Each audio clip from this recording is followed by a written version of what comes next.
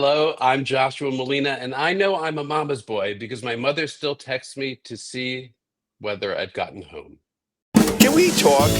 Jewish guys, let's schmooze and analyze our feelings, our dealings with our bosses, moms, and wives.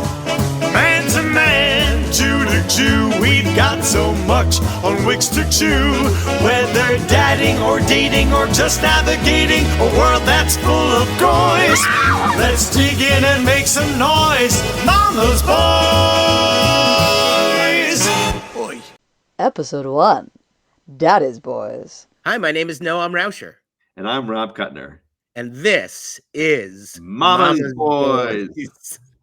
Today's topic, being a Jewish man today. We're joined by famous actor Joshua Malina and also famous mensch who talks about everything from how much men can cry to when being a Jewish dad is too much and when it's just the right amount of too much. How much is too much? Well, I'll never find out. I'm clearly doing it wrong. Listen to the podcast and you'll discover. Josh, I wanted to share a personal anecdote that you're involved in. I mentioned before we were talking. No, this is really good. I think it's filled with excitement and dread, equal parts. No, this is really lovely. I promise you, there's nothing to worry about with this. So I shared prior to us talking. I ran into you, but I went to meet you and Bradley Whitford at a fundraising event for Israel when I was in rabbinical school. But even more so when I was in rabbinical school. So I had a friend at the time, still a friend of mine. His name is Joel Schickman, and he passed away several years ago when I was in school. His best friend of mine.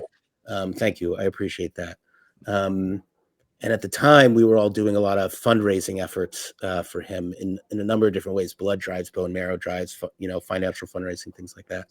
And we were all fans of the West Wing. It was big time, right? This was 2005 to 2010. We were in rabbinical school. Still in the heyday still. Oh, absolutely. This is big time when, So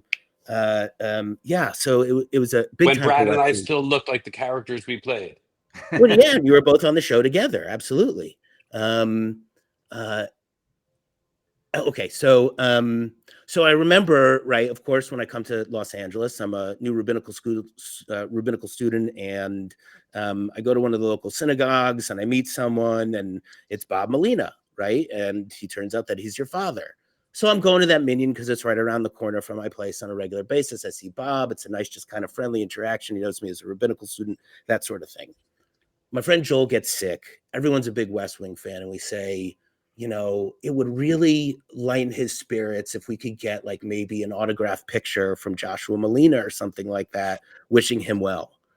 So we decide to do it. I go to your father and I say, can we do something like that? And he says, let me check. So at the time, I'm a chaplaincy intern over at UCLA, and I'm there in the office in the morning getting ready to do all these number of chaplaincy things. And all of a sudden I get a phone call on my cell. And who is it? But it's Joshua Malina. And this is where it turns into an Aaron Sorkin episode. I hope I didn't call collect. Would you like to accept a call from Joshua? I'm trying to figure out where this story could go. It's a call from prison too. That's the weird part. Exactly right. But then it went off on my pager, and then there was an announcement over the loudspeaker at the hospital, right? So everyone was saying Joshua Malina is trying to get in touch with you. Oh my God. So I answer the phone, Joshua Malina, and I'm stunned. I'm like, yeah, right. This isn't it. No, it's really Joshua Malina. My father told me that you have a friend who's in cancer treatment right now. I'd love to help out. Do they keep kosher? Because I make a great spaghetti and meat sauce. And can I bring it to them? And I said, absolutely. And then as far as I know, you brought it to them, or it was delivered to them. And I think you sat with his wife. I'm delighted to hear that, because at the beginning of the story, when you said a signed photograph, I was thinking, if that's all I did, I'm going to be deeply ashamed. No, not at all. Not at all. I'm delighted. So it turns out I made favy, as it's known, based on my mother's recipe, because it was my favorite dish that she made as a kid. So I got to say, I'm happy to hear that. it. I've never had an opportunity to really say thank you for that. It really is a wonderful thing to be able to sit with you here and to say that to your face. I got to say, it's an absolutely menschy thing, right? Particularly, I think, when you are a celebrity and you're a popular celebrity on a popular show, to take time to do something like that, I thought was really wonderful, and just reminded me essentially of how important those little gestures are. So yeah, I leave that there with you. You can leave the podcast now if you want, or you can stick around with us for a little bit It's longer. not going to get better than that. I'm not going to look better than that at any point during this podcast. No, So it's all I downhill. might leave. But thank you for telling us. Sorry, no, that's lovely. Mensch on the street. What's one thing that Jewish men can do to help repair the world? I think more fathers need to speak to their sons about what it means to be a Jewish man. What does it mean to be a Jewish man? Yeah, What do you think some of the values are that a father would teach their children, their son, about being a Jewish man? Honesty, integrity, pride, strength, kindness. I had a great lineage of Mensches raising me on both sides. And so if that was my inclination, it's because that's what I was raised to do or taught to do. So I'm kind of curious about that, if we could go into that a little bit further, which is to say, can you share one of those examples of menschiness that you've experienced in your life? Well, I mean, both of my parents, Baruch Hashem, they're still alive and they're doing great and they're in good health,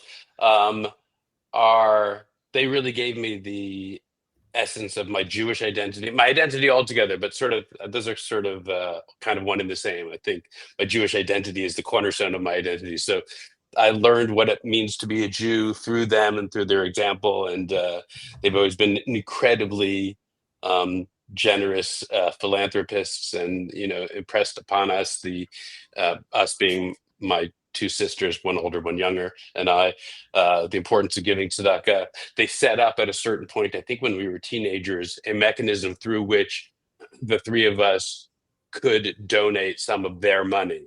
I thought it was a really kind of brilliant thing to do. They were blessed that they were in a situation that they could afford to do that. But they would give us significant amounts of money that we would then be responsible to give, thoughtfully to whichever causes moved us. And I thought that was a brilliant and beautiful example. And then on another, in a more daily way, watching my dad walk down the street, anybody who made any kind of gesture, anybody who needed money. I remember my dad telling me, if somebody is reduced to asking for money, you don't quiz them about why. Because I think I must have said once, well, that person looked like they were drinking, or like, do you want to? They said that, or at least he said, the Talmud says if somebody's reduced to needing money or asking for money, you don't question it, you give. So I mean, left, right, and sideways. It reached its comic apex when a businessman, I think, was just holding a cup of coffee and my dad stuck money in it.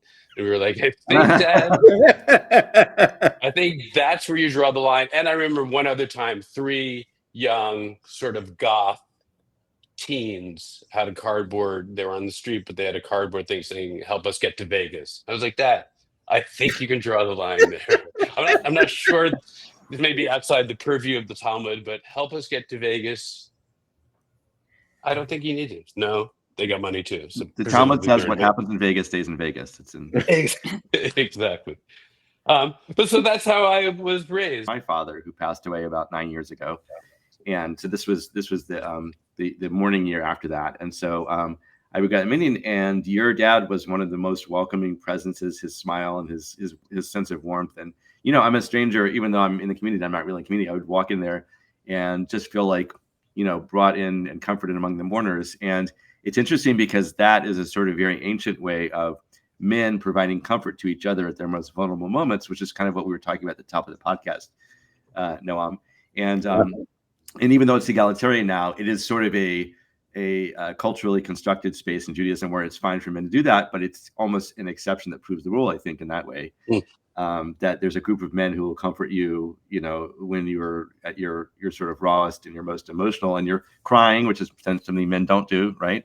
So I just liked how your dad was part of that in the absence of my dad, and it was just a really good point. Part of his beautiful consistency of what you're talking about. That's a fantastic point, how comforting Minyan can be when you need it to be. And I remember when Joel passed away, going to Minyan was a real comforting space to be. That's exactly right. When did it become egalitarian? Judaism? Well, Dominion, yes. Dominion, yeah. That's Was it a long- this is at Temple Beth Am, right? Yeah, well, so there's sort of three main movements, and Right. there's Orthodox, Reform, and Conservatives. Orthodox continues to have gender segregation, really sort of mid 20th century, would you say? Oh, okay. Yeah. About right. Those two movements have more mixed participation, I think, and that just extends to whether you do. I mean, there are a lot of times the Orthodox do a version of it where men and women are there and they're just separated, and you still have a robust community against that sort of thing. It's just that they choose to pray on opposite sides of the aisle with a divider, so they're not left out of it in the best of circumstances. It's just to be fair. I'm just comparing it to Catholicism in my head. Sure. Yeah. Because, spoiler alert, I was raised Catholic. No Yeah. kidding. That's your credential for being a shiksa? Apparently, yes. Yeah. Yes. Yes, I'm sure there are other things that are glaringly obvious, but that's the main one, I suppose. Thank you for that. Rob, you're absolutely right that the 10, the minyan, comes from the Jewish tradition. It's the number that Abraham negotiated with God down to save Sodom and Gomorrah, right? So that's where we get the 10 righteous people from to form a minyan.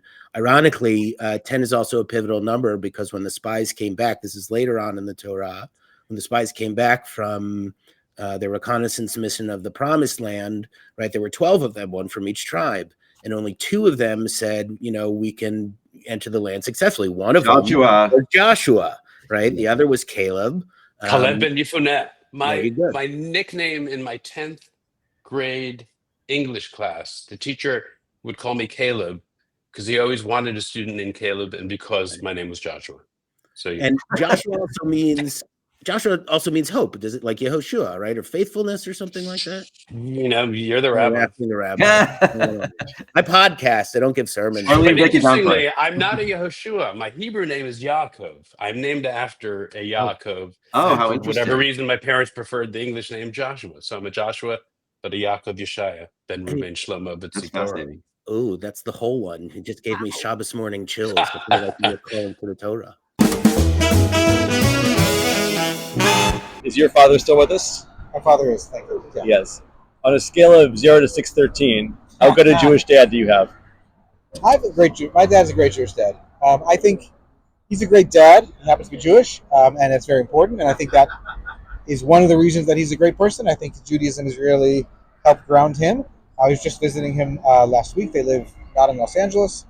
And he's getting older, and so he's having some of those thoughts of in the last stage of his life and really thinking. And we had a conversation, and he said, I tried to be a good father. And I said, you were a good father. And that meant that he was attentive and caring and nurturing and pushed when needed to be pushed and did not push when didn't need to be pushed. And it's funny, my middle name is Yaakov. It's not Jacob, it's Yaakov. As if Noam wasn't weird enough going to a public high school, I also had to explain why I had a Y in the middle of it as being Yaakov. All right, so this is you gave me a great segue because both of you brought up Yaakov. So my son just had his bar mitzvah this past Monday. And thank you. And his bar mitzvah portion was the one when Jacob has just deceived his father, breaking up with his, having a falling out with his brother Esau, and is on his own and is in the desert on his own. And this is the first dream of Jacob's ladder.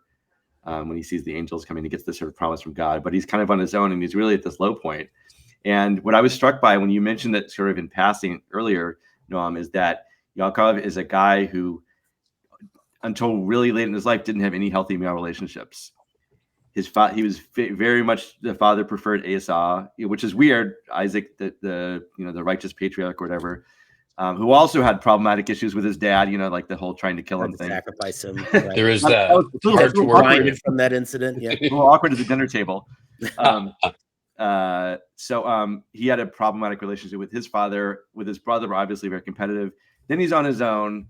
And then the first male he meets is Lavan, who becomes his father-in-law, who he has this sort of deceives him. They have this adversarial business relations for decades, just cheating and stuff. And then finally, he has all these sons. And then finally, he bonds with this youngest son, Joseph. And you know what happens to him, because you've all seen Andrew Lloyd Webber. That was for you, Marlene. That's you, Marlene. Classic. Yeah, and then so I think that we kind of judge him for being favoritistic sometimes, but like this is like maybe the first like really positive male relationship, healthy he's had in his life, Right.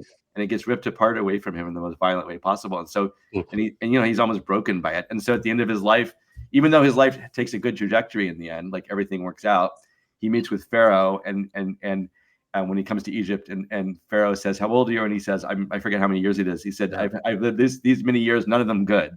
Right. Which sounds very Jewish. Quintessential Jewish statement. So Jewish. I don't know. It sounds very me. I find that's the most relatable thing you've said the whole You show. have a very Jewish neshama, Marlene. You do. I know I do. Right. People mistake me for Jewish all the time. Right. That's why you're really my people. Right. So anyway, carry on. So yeah, so it's interesting because it's like so modeling healthy male relationships and that sort of stuff we're talking about, like, our tradition shows warts and all, but that's a good negative thing to kind of point to and try to do better then.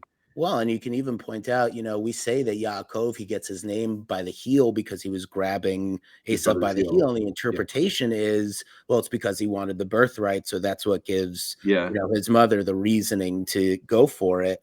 And yet I wonder if there's also another way of saying, which is say he's cleaving to his brother because he wants that, connection. Right? Yeah. He realizes that it's going to get severed from the womb. This is a great sermon. He realizes it's going to get severed from the womb when they get born. And so he's literally holding on. He doesn't want to let go of his brother. That's a beautiful notion. So thanks for bringing that up. That was really good. When they meet later as adults, the brother wants to reconcile with him and he doesn't. So it's like that kind of thing that guys do sometimes where it's like, no, I'm good. The whole like. But they do end up hugging though. That's the interesting thing. But then they don't kind of like hang out after that. No, but I don't have scotch. Not one or scotch or cigar is mentioned in the Torah. I'm just but both of them have their own. Both of them have their own lives at that point, right? And so it does. I don't know that it. Yes, but that's an excuse. It's not an excuse. I would hang out with guys and like relate, but I'm busy. I got my job. Like I'm pushing back on that a little bit because I think that's a little convenient. Look, all I'm saying is that you stole my thunder when I was trying to give this sermon about the number 10. You wanted to go about Yaakov. Go right ahead, buddy, okay? Right. You asked for real talk, you got it. Oh, fine. I'll talk about it with my therapist later. Mama's boys! Noah, do you have a Jewish dad? I do. What is his favorite Jewish food? I think as a Jewish dad, he loves food. He loves food. Just being Jewish. Food is his favorite Jewish food. Food is his favorite Jewish food. Okay. If I had to narrow down, he loves delis. Loves delis. And I would say probably corned beef. Probably corned beef. Okay. Corned beef and chicken soup. And what do you think that says about him, those choices? I think he says he has diabetes. Josh, you talked about the things you picked up from your parents along the way about menschlichkeit and doing the right thing and how to make those important decisions. I wonder if you could also talk about the images, if you feel comfortable, the images of how Jewish men carry themselves and the types of things that Jewish men do typically just within the culture. The things that you saw your dad do around the house exclusively different from your mom and what she would do. I would have to imagine that from their generation, they had certain gender roles that they abided by. And I wonder if those are different in your life now. Rob was talking about cooking earlier. They definitely, my dad to this day now, thanks to the beauty and the gift of the Instant Pot, my father does cook and cooks frequently. But even just a few years ago, I think he was actually more than a few years ago, but he was taking care of my kids maybe when they were younger. And I don't know why my mom wasn't around, but he was trying to make them pasta and he wasn't sure how to boil water. And I was like, Dad, I know you're not a cook, but boiling water? This is prehistoric. The water in the pot and put the pot on hot, the heat source. So they definitely had traditional, emotionally, I felt both of my parents were always there for me. And it wasn't like my mom was nurturing and my dad was remote. They were both very connected and close and wonderful. But I think in terms of traditional roles, my dad went out and was the one who worked, and my mom was a stay-at-home mom, although she occasionally, when we got a little bit older, she did work as well. My mom was the one who did the cooking. So they had more traditional than I would ultimately have in my family. I grew up feeling that I was very, very close with my parents. I could discuss anything with them. and that they were always there for me in every way. Only as an older adult have I realized how uncomfortable my dad is with discussing things that are emotional. Wow.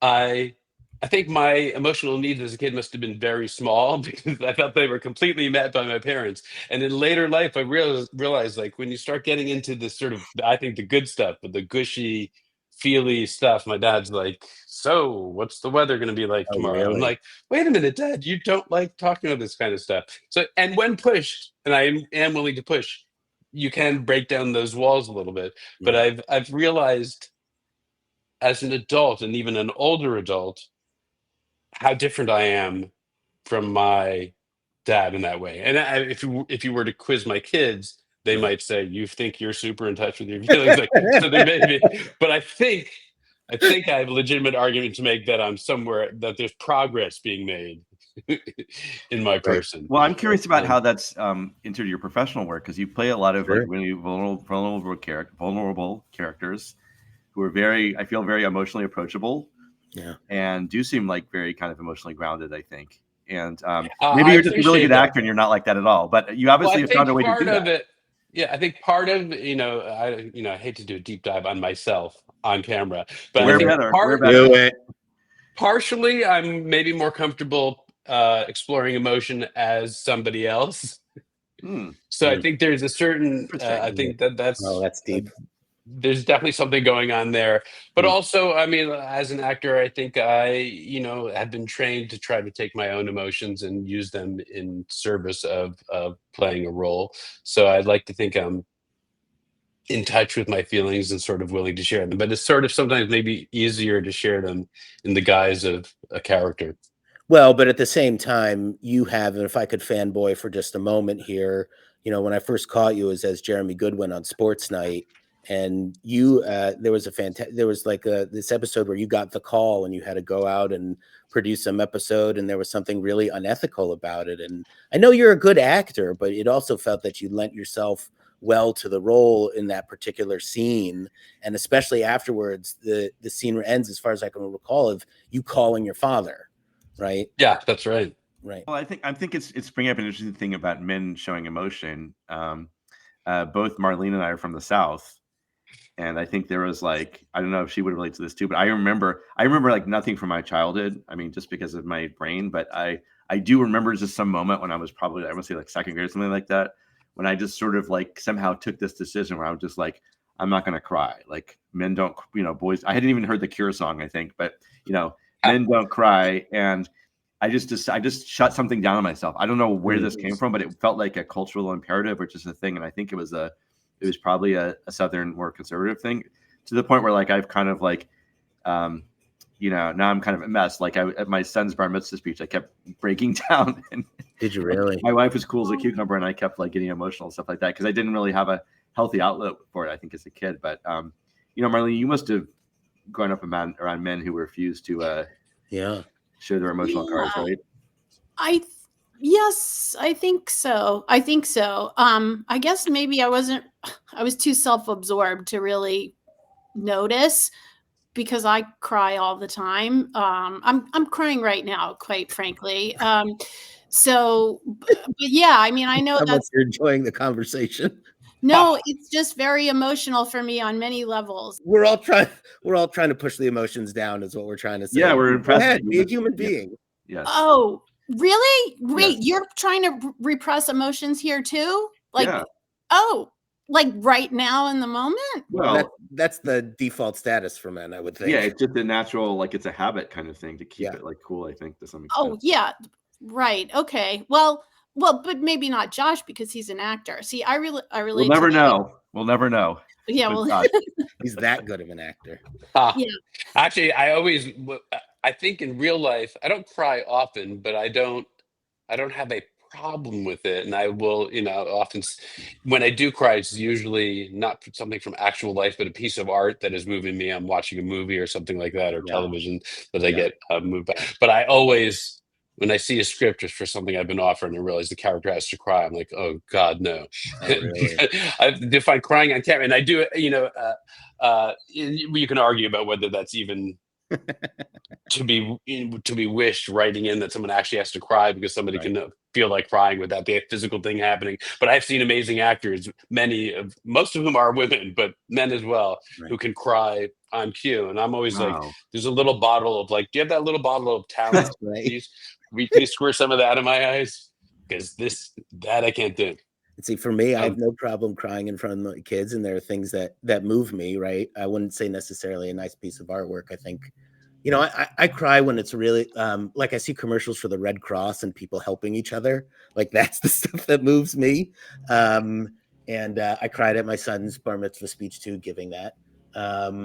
And sometimes I wonder if I'm like crying too much in front of them. So if I notice that like I'm hobbled in a corner sucking my thumb, right, then I've gone too far. Maybe I need to take a little break. There's no such thing as too much crying. I mean, unless you can't function. But yeah, exactly. If you can pull it together and you can function, then that's a good example. I think you said anyway. Yes. It's So okay just go for it, Noam. And make some noise, mama's boys. Oy. Question 1. When do you feel most like yourself? Ooh, wow, that's a good question.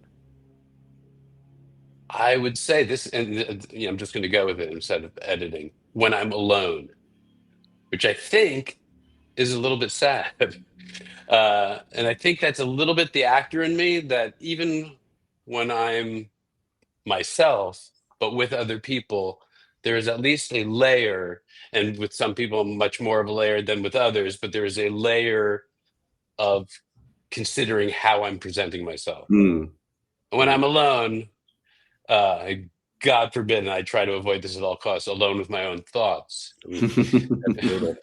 That's when I'm, I think, most myself, but probably not my happiest. Question 2. What's one feeling you experience often but rarely admit to others? Wow. Insecurity. I think I come across as very confident. I think I am very confident in many ways, but Do you feel like you have to protect that? The confidence? Yeah, sometimes I think in recent times, I think I am much more honest with my children about my own insecurities and weaknesses and doubts and anxiety. And maybe I'm, if you were to, again, speak to them, they might go, enough, we're good. Now we've gotten enough of that. Right. But I think, vulnerability. I think as an older person, I've given up on so many things. Yeah. The stakes seem so much lower. Like, what do I care? Who cares? I don't need to seem better looking than I am. I don't need to seem more confident than I am. There is a certain freedom. Like, I guess maybe that's what people call wisdom, because I don't feel wise. But I've definitely reached a point where I think, like, if I don't know anything, I don't pretend to know it. I say I don't know a lot. Question 3. What do the people who depend on you need most from you right now? Wow. Ooh, I think, excuse me, presence. I think presence, full attention. They're gonna. I mean, they'll get gifts from me, but I don't think they would put that as the priority. If only it were that easy. 8 gifts and you're done for the year. Yeah. Let me know what you need next year. Yeah. Headphones, sure. Yeah, no, I think my presence. I struggle. I either have ADHD or I'm ADHD adjacent. I think going back to question 1, was it about being alone with my thoughts? Yeah. I struggle, and I can remember that since I was a kid. Like, whatever I was doing, if I was tying my shoes, I was also reading the back of the cereal box, lest I have a moment alone with my own thoughts. But that can translate into moments alone. If things are swirling so badly internally, it can lead one to be less than 100% with a person when you're with them. So I think my family members, it's something I work on and I strive for, but I think that's where I could probably see the most improvement and should. I thought I heard somewhere that once the kids are out of the house, you get like something of a grand total of a full year with them and all the accumulated time. Isn't that brutal? Yeah. I'm also, I will say, broken in many ways as a result of empty nest. Like I don't like it at all. I Really? love my kids, and they're 23 and 27, and I Yeah. do agree. In many ways, it gets better and better, and I'm always telling that to people Right. with young kids. Although at the same time, it kills me that a shoulder ride that's never going to happen again. Question 4. Who is a man you admire, and what does he teach you about your own path? I had a theater teacher in high school. I went to high school in the Bronx at Horace Mann, and there was a beautiful teacher and director of our shows and head of the theater department named Barry Seabelt, Zichrono L'Shalom, Fraga. May he rest in peace. And I never really thanked him in a way that I wish I had, and I thought I would have a much longer time span to get back in touch with him and stay in touch with him. But he really inspired in me what was already a burning love for theater and for acting.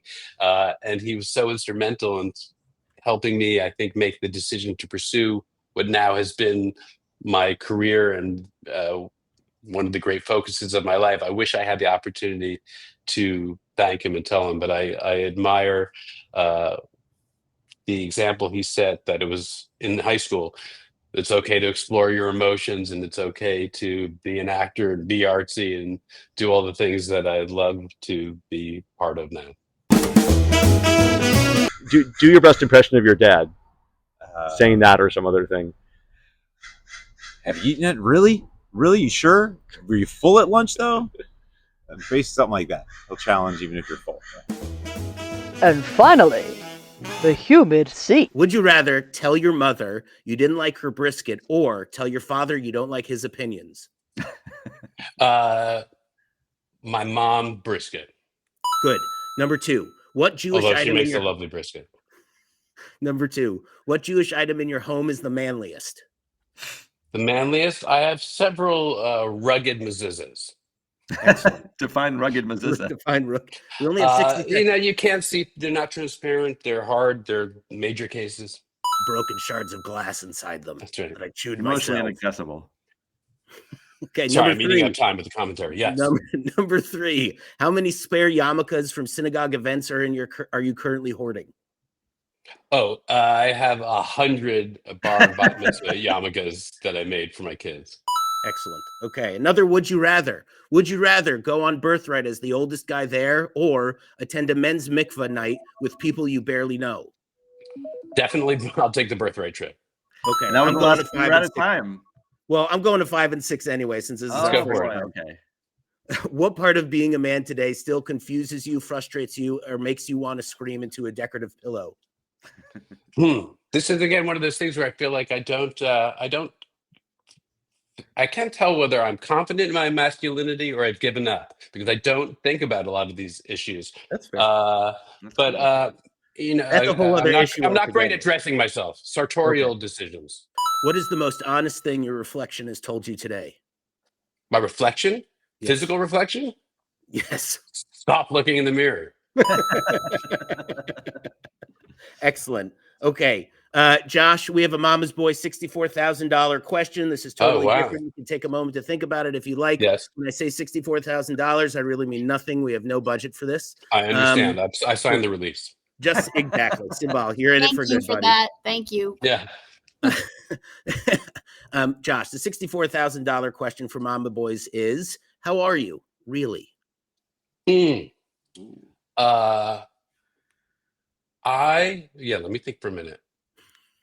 If I'm honest, I'm much better than I've been in the past. I'm not as good as I've often been in the past, but I am every day grateful that I can even ponder such questions. I wake up every day and say the Modani. It's the sort of a quintessential, I guess the Shema is the quintessential statement of Judaism, but there is a way you wake up, Modani lepanecha melachai kayam shehechazarta bi nishmati b'chemla rabba amunatecha, where you thank God, whatever your concept of God is, for giving you the gift of returning your soul to you. You're awake again and you have another day. And it is the most centering and wonderful way to start the day, because whatever is going on, whatever the answer is to how am I that day, I'm grateful for the fact that I have another day.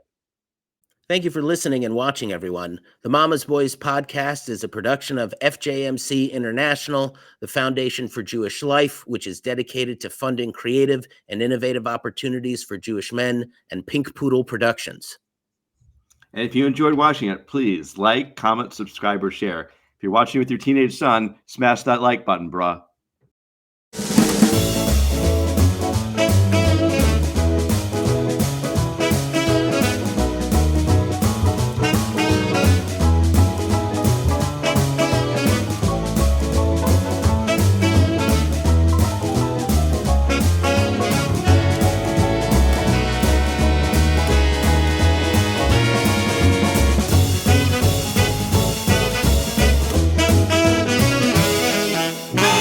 Let's dig in and make some noise. Mama's Boys.